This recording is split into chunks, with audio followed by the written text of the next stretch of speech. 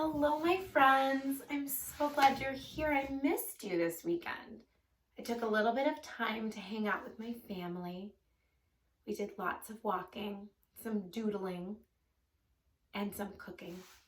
How are you today? Did you know that this week on Art is Elementary, that's my YouTube channel, we are going to study artists, and I think it's going to be amazing. I'm so excited. Today we're going to start with one of the most famous artists. His name is Vincent van Gogh. Like, look out your window. Did you see a van? A Van Gogh? Get it? He's a really great artist, and he was alive just about 150, 200 years ago.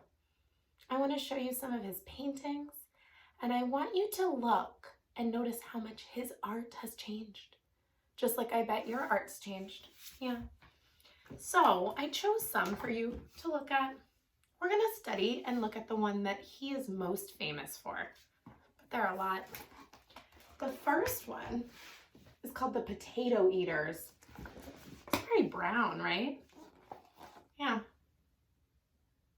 Yeah, it's really dark. Can you imagine only eating potatoes?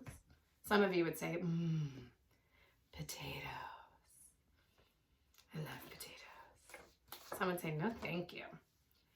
As his work went on, it got brighter. He loved to make sunflowers. I love sunflowers. Ooh, and that is his self-portrait. He's wearing a hat.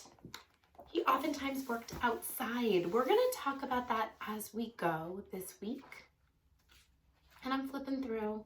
Let me show you one more of his sunflowers. So beautiful. You know how to draw that. You could start with a smile. You could crawl your way up around, and you could draw big, beautiful sunflowers. I had a different plan for us today. See, Van Gogh, he didn't have a lot of money, and he was pretty sad. He was pretty sad. We're going to talk about how sad he was. You want to see another portrait of him? He was sad. He doesn't look like a happy dude, right? And he went outside, and he started painting the stars. This one's really cool because look, you can see the reflection in the water. But what's the one he's most famous for? Let me show you. My daughter even has a lamp in her room. Oh, this is hard to do, but I did it. Look, does anyone know what this lamp is? It's a lamp of, well, let's switch it back so you can keep seeing it. You can't see it. That's right. Starry Night.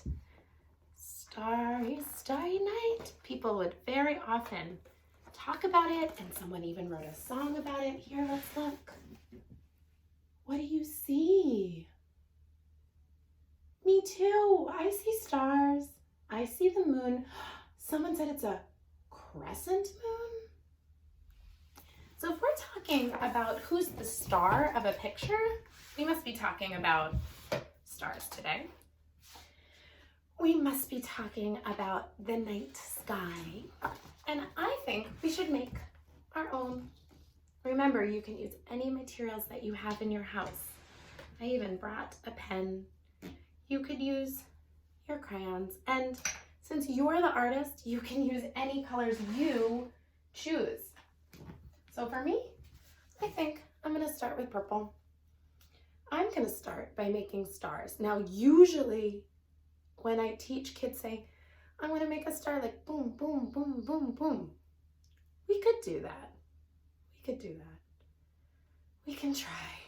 But that's not my favorite way to make a star because scientifically, stars, they're just little itty bitty suns, right? The sun is a big, big star. So I'm just going to do that. I'm going to make little stars. They kind of almost twinkle. I'm going to make my own Starry Night. I'm going to change the colors as I go. This one's going to be bigger. Could I add lots and lots of different shades? I could, yeah. Now, as I work, I'm thinking about space. I'm thinking about color. Red, my favorite. Maybe I'll do one over here. Now this time I'll show you how to make a star. For friends who are like, I want a star. I want it to be pointy. I like to teach you like this. 5 V's. There it is, V again. That one's upside down. Doing a handstand. Sideways. Sideways. Now I could just say, oh, I'm so happy. I love my star. Or, ooh, I'm not sure I'm happy with my star yet. And you could keep practicing. And then of course I'd color it in. I want it to be strong. I want to use my strong muscles. I could do that. The other thing I could do is I could keep going and add more V's. That's very pretty. And so maybe, just maybe, I would like to add a different color inside my star. But I still want it to twinkle, twinkle, little star, how I wonder what you are. I love it. I really do. I think that I would just keep going with my stars, but now it's time to think about the moon. Do I want to make it a crescent? Oops, it's bleeding off the page. A crescent, sort of like a backwards C. Or do you want to keep it going? And do you want to turn it into a full moon? Now you could do some tracing if you really were very committed to having things very circular and perfect. I don't do that. I don't do perfect. We know this. And I would keep coloring. Oh, while I'm coloring, can I tell you a crazy story about Vincent van Gogh? Vincent van Gogh is known for cutting his ear off. I know. What? That's not totally true. He's famous for his art. He happened to cut his ear off. You have to understand that he was alive a long time ago, before there were feelings doctors, before there were pink medicine. Have you ever had to take the pink medicine? So he actually got a lot of earaches. Sometimes people say funny things like he went to the store and he sent it to his girlfriend. Do you think that's what happened? He went to the store and he was like, what should I get my girlfriend? Roses? No. Flowers? No. I know what I'll get her. No, that did not happen. That is not a true story. In fact, he even made, if you think I can find it, a self-portrait with his ear cut off. But what happened, well, a lot of things happened. Number one, he had earaches. Have you ever had an earache? Oh, they hurt, right? They hurt so much you're like, oh, I want to cut my ear off. So that's one thing. The other thing, and this is my opinion because I've read a lot of books about him. I found it. Look at him. See, he cut his ear off and there's his bandage. A lot of people